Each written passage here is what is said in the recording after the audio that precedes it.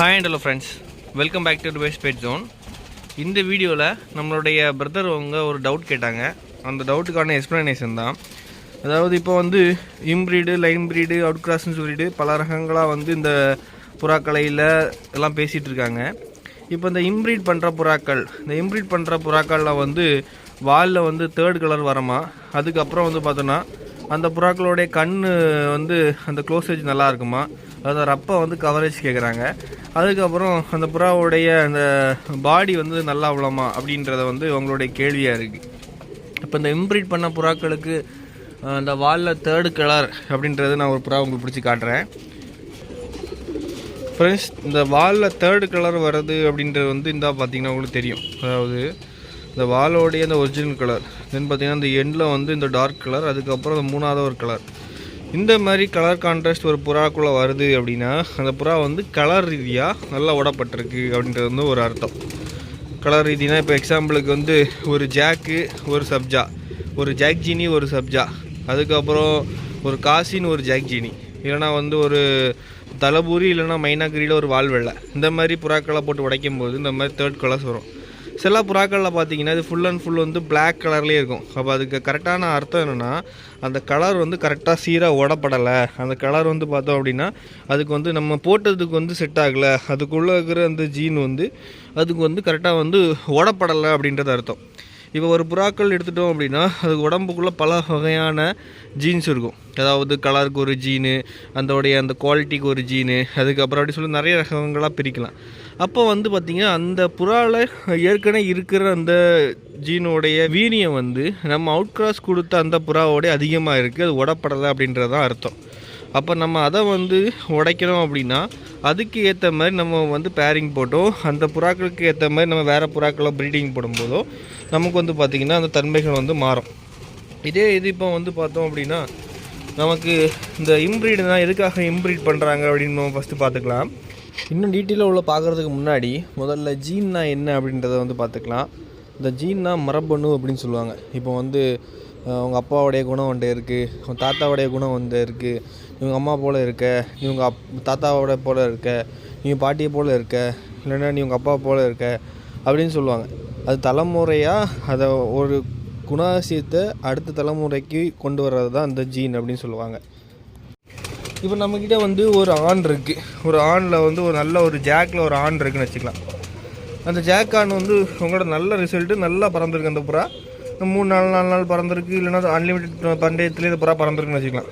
அந்த புறாவுக்கு நீங்கள் வந்து ஒரு சப்ஜாவில் ஒரு பெட்டை போட்டு அதுக்கு ஒரு புறா எடுக்கிறீங்க. அந்த புறா ஒன்று குல்தாரில் விழுது, இல்லைனா சிறுமாவில் விழுதுன்னு வச்சுக்கலாம், இல்லைனா வந்து சப்ஜாலே விழுதுன்னு வச்சுக்கலாம். அந்த பட்டாவோடைய பறவையும் ரொம்ப நல்லா இருக்குது. அதில் வந்து ஒரு 2-3 பட்டா எடுத்து பறத்துறீங்க, எல்லாமே நல்லா செம்ம ரிசல்ட்டாக இருக்குது, நல்லா பிடிச்சிருக்கு. உங்கள் ஃப்ரெண்ட்ஸ் கிட்டே கொடுத்து பறத்தி பார்க்குறீங்க, எல்லாமே பயங்கரமாக பறக்குது அந்த புறாக்கள். அப்போது உங்கள்கிட்ட அந்த ஜாக் ஆணில் இருந்து வேறு புறா கிடையாது. அந்த ஜாக் ஆண் வந்து உங்கள்கிட்ட ஒரே ஒரு பேர்டு தான். அந்த ஜாக் ஆனை விட்டாச்சுன்னா உங்கள்கிட்ட அதுக்கப்புறம் அந்த ஜாக்கில் இருந்து புறாவே கிடையாதுன்ற எண்ணம் வந்துட்டு, அந்த ஜாக்கோடைய குவாலிட்டியில் எனக்கு அந்த ஜாக்கை மாதிரி தன்மையில் எனக்கு புறா வேணும், அதே மாதிரி ஜாக்கோடைய அமைப்பில் எனக்கு புறா வேணும் அப்படின்னு நீங்கள் நினச்சிங்க அப்படின்னா அது என்ன பண்ணுவாங்க அப்படின்னா அதுக்கு நம்ம அந்த ஒரு பேர் போட்டு இறங்கியிருக்க சிக்ஸை ஸ்டார்ட் பண்ணுவாங்க. அந்த சிக்ஸில் நல்லா கொஞ்சம் நல்ல லென்த்து பேர்டாகவும் நல்ல அமைப்பில் விழுந்த ஒரு புறாவை ஃபில்ட்ரு பண்ணுவாங்க. ஃபில்ட்ரு பண்ணி திருப்பி அதே செட்டில் நமக்கு வந்து அதே மாதிரி குவாலிட்டியில் உள்ள இன்னும் அதுக்கு மேட்சிங்காக ஒரு பேர்டை செலக்ட் பண்ணுவாங்க. அதாவது ஒரே பேரண்ட் லைனில் வர புறாக்களை ப்ரீட் பண்ணுறது, ஒரே ஃபேமிலி ஆஃப் பேர்ட்ஸுக்குள்ளே ப்ரீட் பண்ணுறது இம்ப்ரீடு, க்ளோஸ் இம்ப்ரீடுன்னு சொல்லுவாங்க.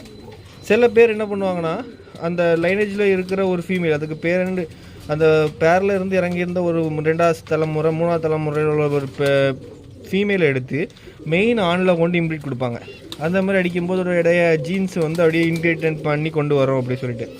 ஆனால் மோஸ்ட்லி நிறைய பேர் எனக்கு தெரிஞ்சு நான் பார்த்த வரைக்குமே அதோடைய சிக்ஸில் இருந்து பேர்ட்ஸை செலக்ட் பண்ணி அதை மாற்றி ப்ரீட் பண்ணுவாங்க. இந்த மாதிரி பண்ணும்போது என்ன நடக்கும் அப்படின்னா நமக்கு ஏதோ ஒரு சான்ஸில் ஏதாவது 1-2 புறாக்கள் நம்ம எதிர்பார்த்த மாதிரி அந்த மெயின் பேர்டை மாதிரி விடும். அந்த பேர்டை ஸ்டாக் பண்ணி அந்த பேர்டை ஓட்டாமல் அந்த புறாக்களை அடுத்த ஸ்டேஜாக அவுட் கிராஸ் கொடுப்பாங்க. அந்த பேர்டுக்கு இணையான புறாக்களை தேர்வு பண்ணி அதை வந்து அவுட் கிராஸ் கொடுக்கும்போது நமக்கு அடுத்த ஸ்டெப்பாக வந்து நல்ல பேர்ட்ஸ் இறங்கும். ஏன்னா அதே நம்ம வச்சுட்டு இருக்கும்போது என்ன நடக்கும் அப்படின்னா அதுக்கு உள்ளே இருக்கிற அந்த வீரியத்தன்மை வந்து குறைஞ்சிட்டே தான் இருக்கும் அந்த ஜீனோடைய தன்மை. அப்போ அது மேலும் மேலும் கூட்டணும், அதை வந்து ஒரு பவர்ஃபுல் ஜீனாக மாற்றணும் அப்படின்னா நமக்கு வந்து வேறு ஒரு நல்ல ஒரு இணையான ஒரு பேர்டு தேவைப்படும். அந்த பேர்டை தேர்வு பண்ணி நம்ம அது கூட வந்து ஜோடி கொடுக்கும்போது அந்த பேர்டோடைய அந்த தன்மையும் இந்த பேர்டோடைய தன்மையும் சேர்ந்து நமக்கு வந்து அடுத்த தலைமுறையாக வர புறாக்கள் நல்லா குவாலிட்டியாக வரும். இதுதான் வந்து பார்த்திங்கன்னா நம்ம வந்து அந்த இம்ப்ரீடிங் அவுட் கிராஸ் அப்படின்னு சொல்லுவாங்க. அதில் இதே மாதிரி இன்னொரு விஷயம் என்னென்னு பார்த்தோன்னா, கண்டினியூஸ் ப்ரீடிங்கை நம்ம வந்து ஒரே இம்ப்ரீட் பண்ணிகிட்டு இருக்கும்போது சைஸஸ் குறையும். ஜீனில் வேறுபாடுனால சைஸஸ் குறையும், அதுக்கு இம்யூனிட்டி ரேஷியோ குறையும், அப்படி நிறைய குறைபாடுகள் வரும் நம்ம ஃப்யூச்சர் டேஸில். இப்போ இந்த தேர்ட் கலர் வர்றது வந்து பார்த்தீங்கன்னா நீங்கள் இம்ப்ரீட் பண்ணாலுமே வரும் அந்த தேர்ட் கலர். அது நீங்கள் கலர் கொடுக்குறத பொறுத்து, தென் பார்த்தோன்னா அந்த புறாவில் இருக்கிற அந்த இதை பொறுத்து. அதே மாதிரி இந்த கண்ணு ரப்பையாக இருக்கட்டும் எல்லாமே வந்து பார்த்திங்கன்னா அதுலேயுமே வரும். எப்படின்னு பார்த்தா எல்லாமே பக்காவாக வரும். சில புறாக்கள் இம்ப்ரீட் பண்ணும்போது என்ன நடக்கும் அப்படின்னா அந்த மண்டை சொட்டை மண்டைன்னு சொல்லுவாங்க, சொட்டை மண்டையாக விழும், அதில் வச்சு கண்டுபிடிக்கலாம். அதுக்கப்புறம் பேடோடைய அந்த பாடி பிடிச்சி பார்த்தீங்கன்னா கொஞ்சம் சாஃப்ட் மசில்ஸாக, அது எப்படி சொல்ல, அந்த பாய்லர் கோழி உரிகிற மாதிரி அந்த ரெக்கைகளெல்லாம் ரொம்ப குவாலிட்டி கம்மியாக, அந்த ஃபெதர்ஸ் எல்லாம் கொஞ்சம் வித்தியாசமாக இருக்கும். அதுக்கப்புறம் வந்து பார்த்திங்கன்னா அந்த கண்ணில் வந்து கருவளையம்னு சொல்லுவாங்க, அந்த கருவளையம் அதிகமாக இருக்கும். அதாவது அந்த ஐசீரில் ஹெல்த் ரிங்கு ஓட்டி இருக்க அந்த ஹெல்த் ரிங் சொல்கிறாங்களே, அது வந்து நல்லா டார்க் பிளாக்காக இல்லை ப்ரௌனாக அந்த மாதிரி டார்க்கிஷ் கலரில் அதிகமாக வரும்.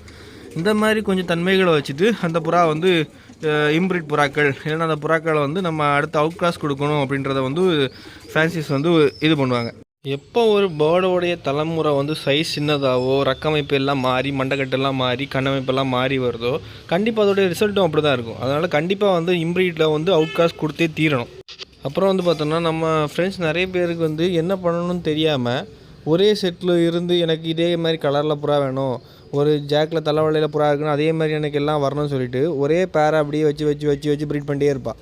அந்த மாதிரி பண்ணும்போது ஒரு குறிப்பிட்ட ஸ்டேஜுக்கு அப்புறம் ஒரு 4 செட்டு 5 செட்டு பட்டாக்கள் அப்புறம் அந்த புறா மெயில் வந்து நல்லா நீளமாக இருந்திருக்கும், அதுக்கு அடுத்த தலைமுறை புறாக்கள் நல்லா இருந்திருக்கும். போக போக வந்து பார்த்திங்கன்னா சைஸ் குறைஞ்சிட்டே வரும். அதுக்கப்புறம் வந்து பார்த்திங்கன்னா ஹெல்த் இஷ்யூஸ் நிறைய வரும், நிறைய நோய் வரும். அந்த புறாக்கள் ரெக்க சுருங்கும், அந்த புறா பறக்காததுக்கப்புறம். அதுக்கப்புறம் அந்த புறாக்களை என்ன பண்ணணும்னு தெரியாமல் அந்த பேர்ட்ஸே ஒதுக்கிடுவாங்க, அப்படி இதெல்லாம் வேஸ்ட்டு அப்படின்னு சொல்லிட்டு. அந்த மாதிரி பண்ணக்கூடாது. எல்லாமே பொறுமையாக ஹேண்டில் பண்ணணும். மெயில் ஃபீமேலை பிரித்து போட்டு தேவைக்கு ப்ரீட் பண்ணணும். ஒரு 2 செட்டு தொடர்ந்தாப்பில் பட்டா எடுத்திங்கன்னா அடுத்து திருப்பி ஒரு 40 நாள் ரெஸ்ட்டு கொடுத்து அதுக்கப்புறம் திருப்பி ப்ரீட் பண்ணி பட்டா எடுத்திங்கன்னா நல்லாயிருக்கும். சில பேர்கிட்ட வந்து பேர்ட்ஸ் எங்கேயா யாராவது ஃப்ரெண்ட்ஸ் கொடுத்துருப்பாங்க, ஒரு 4 செட்டு முட்டைகளை மாற்றி வச்சுட்டு திருப்பி பேர்டை ரிட்டர்ன் பண்ணுவாங்க. அந்த மாதிரி டைமில் அந்த இறக்கின சிக்ஸையுமே பொறுமையாக ஸ்டாக் பண்ணி அதையும் கொஞ்சம் இயர்ஸ் கணக்கில் விட்டுட்டு அதுக்கப்புறம் நம்ம ப்ரீட் பண்ணி எடுத்தோம் அப்படின்னா அந்த புறாக்களுடைய குவாலிட்டி வைஸாக நம்ம நல்லா உருவாக்கலாம்.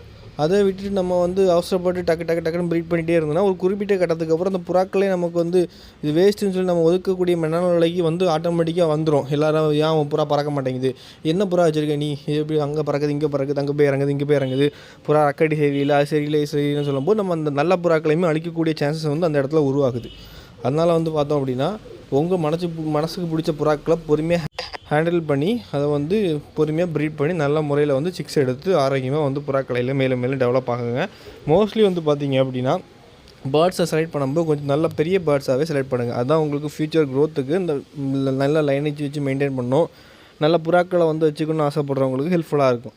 குட்டை புறாக்கள் வச்சுருக்கீங்க அப்படின்னா அந்த குட்டை புறாக்களுக்குமே ஜோடி கொடுக்கும்போது லென்த்து படாக போடுங்க.